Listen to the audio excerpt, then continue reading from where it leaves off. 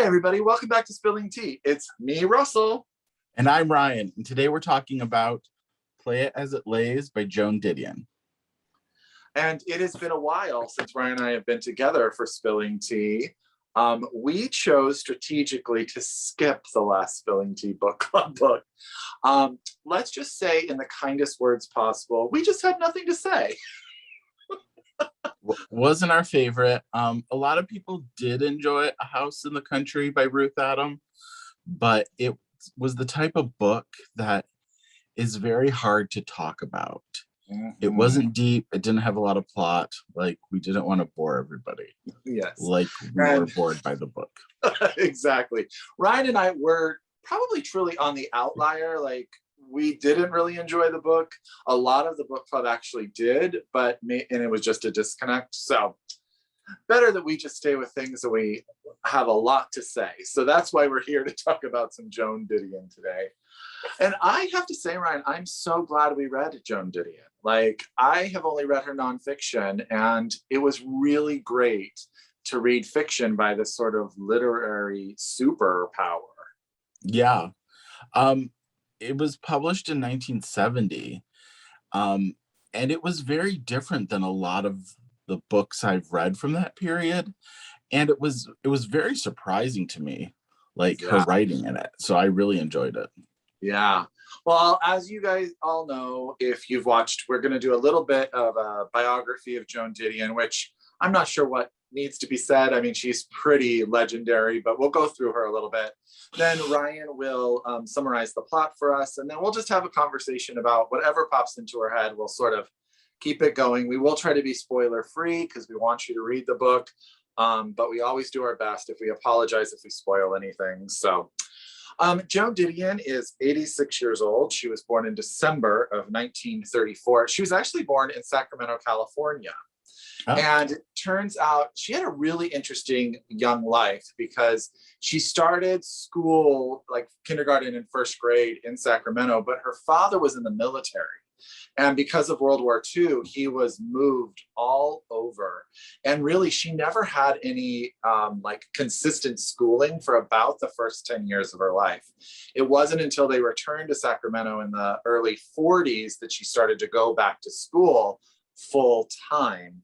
But her father was always involved in the military contracting and all of that kind of stuff. And she's actually written a memoir. I'm going to try to make sure I get the name of it right. Where I Was From. It came out in 2003, where she talks about, because of this growing up, she always felt like a sort of a perpetual outsider to the world. She winds up going to UC Berkeley here in California, where she gets her degree. And at the end of her college experience, she actually won an essay contest that got her a job as an intern at Vogue. And she wound up working at Vogue for 7 years. And she sort of worked her way up the editor list. And I think she was the feature editor at the time that she left. Her actual first book was a book of fiction, but she's really known through the 60s and 70s for her nonfiction collections of essays. She wrote for many, many magazines. And a lot of people sort of consider her a voice of that generation from what she wrote. And then in 1970, she wrote the book that we are reading here today, Play It As It Lays. And she also went on to write the screenplay with her husband. And Anthony Perkins was in the movie? I believe. Anthony Perkins was in the movie. So big name for that film at that time. So that's really interesting. She met her husband in college. They got married. They were married for over 40 years when he passed away. They were very close. A lot of their career was very intertwined. Ryan found out, we were having dinner last night, and he told me that they wrote the screenplay for the 1970 Barbra Streisand, why can't I say Barbra Streisand's name? Chris Christopherson, A Star Is Born, which I thought was fascinating. Mm-hmm. She sort of came back into the discussion when she published her memoir, The Year of Magical Thinking, which was about the loss of her husband. so she and her husband had adopted a daughter. At the time when her husband died, her daughter was very, very sick. She had sepsis from pneumonia, and she was in the hospital.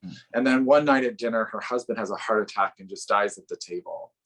And they actually held the funeral for months because they wanted the daughter to attend. So she got well enough to attend, but this is really sad.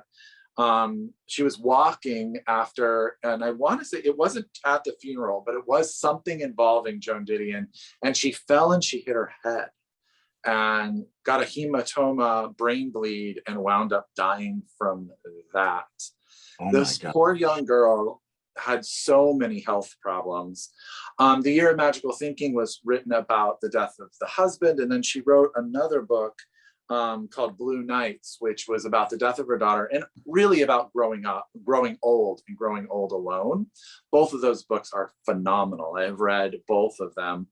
It takes a strong person to get through them without tears. But loss and loneliness and all of that is just really prevalent in them. And then, Joan Didion just produced another book of essays, a collection of essays from the 60s all the way through the 20s. The last one I just thought was really interesting. She's sort of known for this form called new journalism, which is where they take journalism and add we would almost call it like narrative nonfiction. They add in sort of the dialogue and make the story seem real. And she, let me just make sure, I want to make sure. In 1991, so after the various trials of the Central Park Five had ended, which there was just the movie last year that was nominated for an Oscar about this, she was one of the first writers to come out, and she just tore apart the case of the prosecution. And in her writing just pointed out how there was no way that these people were actually guilty as the verdict wound up finding them. And she suggested they were guilty because of a socio-political narrative with racial overtones. And that made the court make the judgment that it did. So she's always been one of those women on the forefront, definitely letting her voice known. And I think you can see that in her fiction too. You can definitely see it. So sorry, Ryan, that was a lot I just poured out about Joan Didion, but she's just such a fascinating person. Yeah, she's fascinating. Has had a long and very diverse career. That's fascinating. Well, Play It As It Lays is a fiction book. It's a novel. It's pretty short. It's not long at all. It's the story of Mariah, spelled like Maria, but she says in the book that it's pronounced Mariah. And she's had a lot of tragedy in her life. When we meet her, she grew up in a small town in Nevada. I think she said there was 28 people and now there's 0. She moved to New York City. She tried to become an actress. She married a director who one of the films he made was just following her around and filming her, almost like a documentary. And then they end up getting divorced. And that's where we find them at the beginning of the novel. They also have a daughter named Kate, who requires some kind of hospitalization or institutionalization. She has like an errant chemical in her brain, she says. But they don't go into more. She has 2 friends, a couple named Helen and BZ, who are married. And this novel is kind of just about their relationships. It's not a very strong plot-driven novel. It's also not a strong character novel, I would say. It's more a novel about tone and mood, I think. The chapters are very short.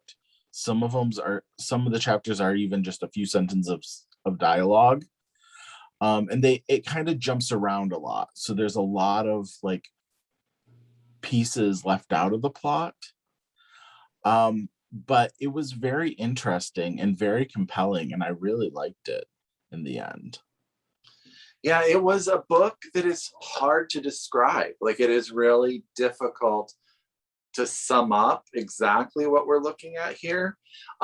It felt, for a book that came out in the 1970s, it felt so postmodern. Like, it felt a Mm-hmm. little bit stylistically ahead of its time. Mm-hmm. But yeah, one of the interesting things is the fact that there is not a ton of backstory, and there's not even a ton of filling in the blanks in the current story. She Right. leaves a lot of dead space in that and allows you as the reader to infer a lot of stuff. So I think everyone approaches Mariah and her story maybe a little bit differently, because it depends on how you infer what Joan Didion has, or interpret what Joan Didion has told us about her. So it's very fascinating in that respect. It's a very challenging book if you want someone just to tell you what to think, if that makes Mm-hmm. sense. Yeah, yeah.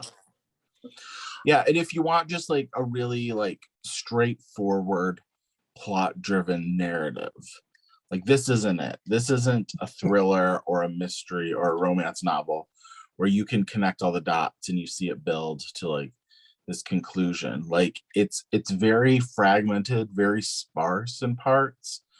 And that kind of evokes the mood of the book, I think, really well. That there's like this isolation, this barrenness in their lives with all the characters. The characters are all kind of selfish and vain and manipulative, and they've all been manipulated, so it's kind of this like difficult like situation that they're in, partly of their own making, but the prose really like explains that and makes you feel that with the way it's written. Yeah. Well, and I was thinking about this. So we met with our book club yesterday and lots of great conversation. But, throughout the book, Mariah is kind of having sort of, I don't know if it's a nervous breakdown, but she's definitely going through some sort of mental trauma. And the prose and the style kind of are like, they feed into that, because when you're going through that, if you're going through depression, you're maybe a little scattered. You don't really know all of what's really there.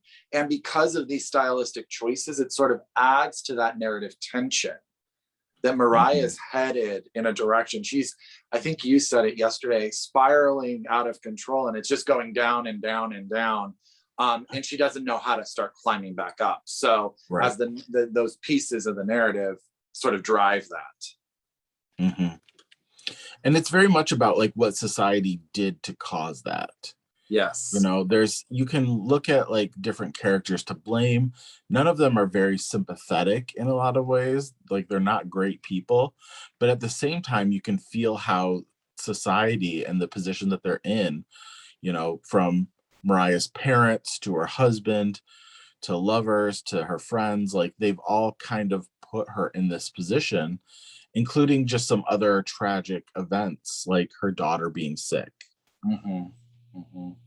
Well, so we learned very early in the narrative that her father is sort of been this guy who gambles away a lot of the family money. And in the process of all of his winnings and losings, he won this little city in Nevada that really has nobody in it.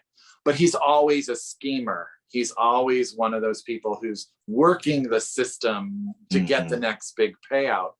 And what I thought was really interesting is that she marries this movie director who's very much the same, just in a very a more sort of mainstream type of way. He's Mhm. trying to create films, and he's always trying to find the next big thing, and he's always Mhm. working on these things because he also wants that next big payout. So she sort of has the same type of male influence, and all of the men, maybe not Beezy, but most of the men she meets are all scheming for something, Right. and they're not afraid to utilize, mostly poorly, Mariah. And she suffers from it, and she never really Mhm. finds her own grounding. Yeah. I would say BZ's even manipulative and scheming in his own way. Mm-hmm. You know, like it's not like taking advantage of Mariah necessarily, or even like taking advantage of anyone, but he has his own secrets and his own things going on. Yes. Which I thought was an interesting point in the book. Mm-hmm. Yeah, it's interesting because it's hard to talk about them really without spoiling some of the stuff that happens, and we don't want to do that here. But the thing is, as the pieces start to come together, what Joan Didion shows is sort of the holes in all of this manipulation. And how, even though they think they're striving towards happiness, no one in the book is really happy. Yeah. You know, so it's just like they're all working towards something that even if they achieve it, you wonder whether or not they will feel any sense of reward at the end. Yeah. So yeah, this book also tackles sex in a really interesting way. It tackles female gosh, my brain is not working, reproductive rights. It tackles a lot of really tough subjects as well, which I thought was really powerful for a book that came in 1970. I'm surprised it was published then, to be honest with you, at some times. Yeah. It is surprising. I think probably the reason she got away with it was because she was so famous for her nonfiction at this point. Like she had written Slouching Towards Bethlehem, and that was, you know, I don't know if it was a huge hit at the time, but it was definitely like a big cultural influence. Kind of the late 60s counterculture, like it became, you know, a book for them. I thought she also did a really great job with like tying themes together. There's a lot of snake themes, which you can see from the cover, which your cover was the original cover of the book. That was what the first edition cover looked like. Yeah. And she also uses a lot of gambling terms, like in the title Play It As It Lays, like that comes from card games or whatever. And she uses that throughout. And I thought she was just really really great in how deliberate she was in the writing. Like you could tell that this book had a lot of control. Like you may not respond to it in a way that you would to a normal kind of straightforward plot driven book, but the way she controls it and builds and like tells this story shows just how good she is. Like how good a writer, and how she's able to evoke these thoughts and emotions without like really talking about anything.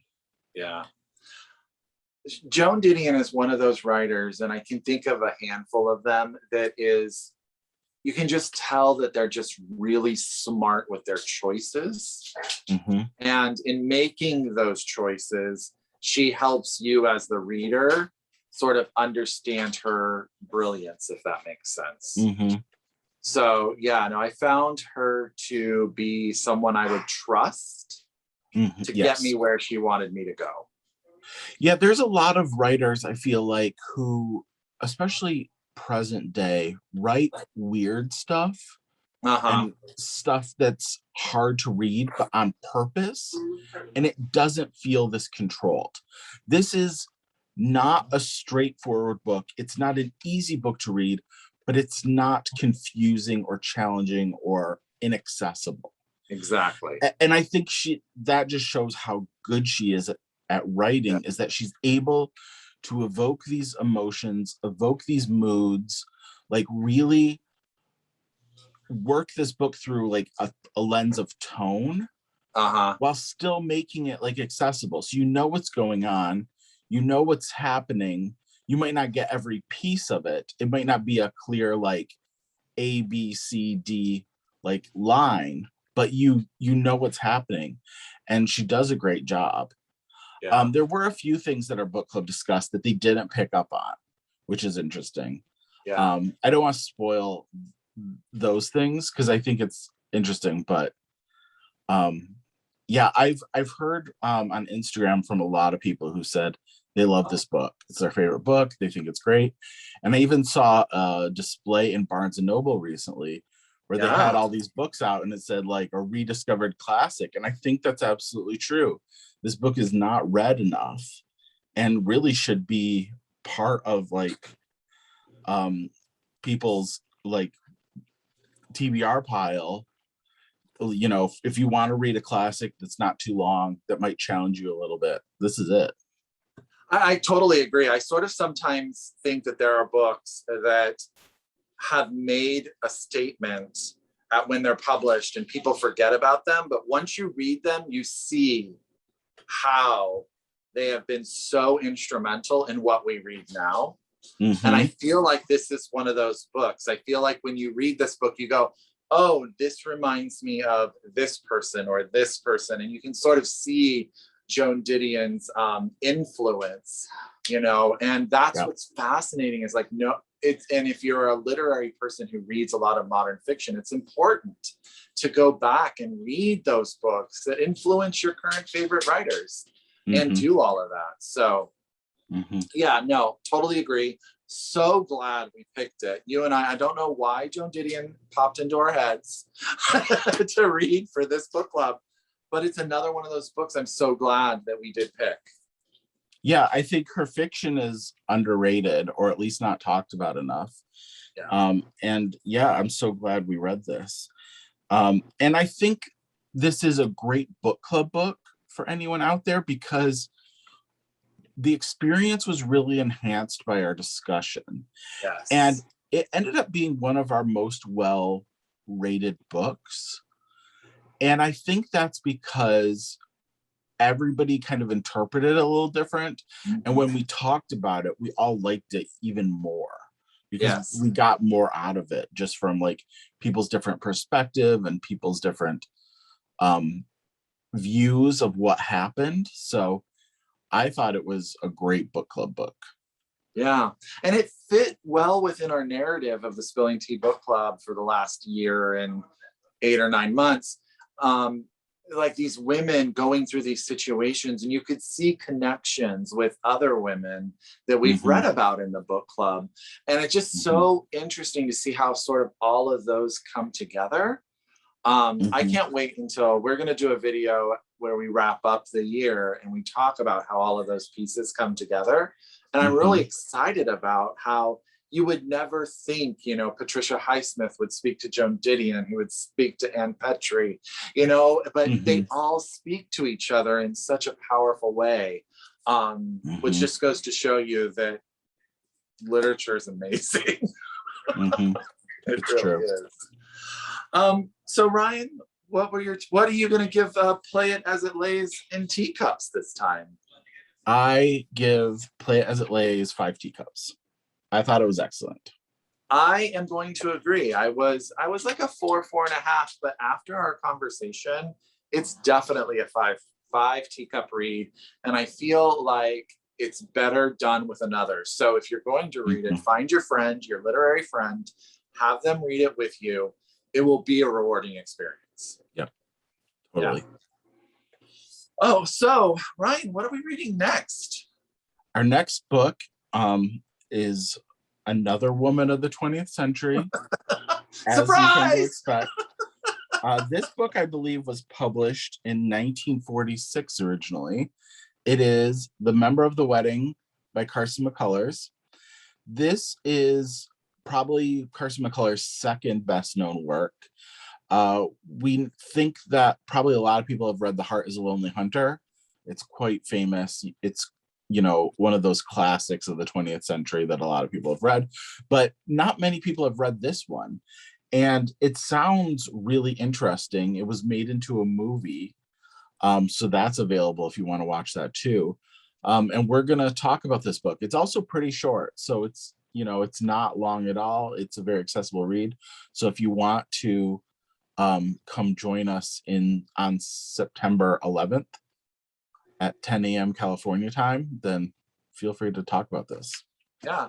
Well, and this is fascinating because The Member of the Wedding, she wrote the novel, and then she turned it into a stage play, which was fairly successful. Then it was turned into a film. So Carson McCullers, this was, you know, a project for a long period of her life. So I'm really excited to read it. I think it will be a great book. I really love The Hardest and Lonely Hunters, so I'm really excited to read something different by her. Yeah, sounds great. So as Ryan said, we are meeting on September 11th at 10 a.m. Pacific Standard Time. That's 1 p.m. Eastern Time. I think that's like 6 p.m. in London. So if that helps you figure out where we are, we have people who participate from all over the world.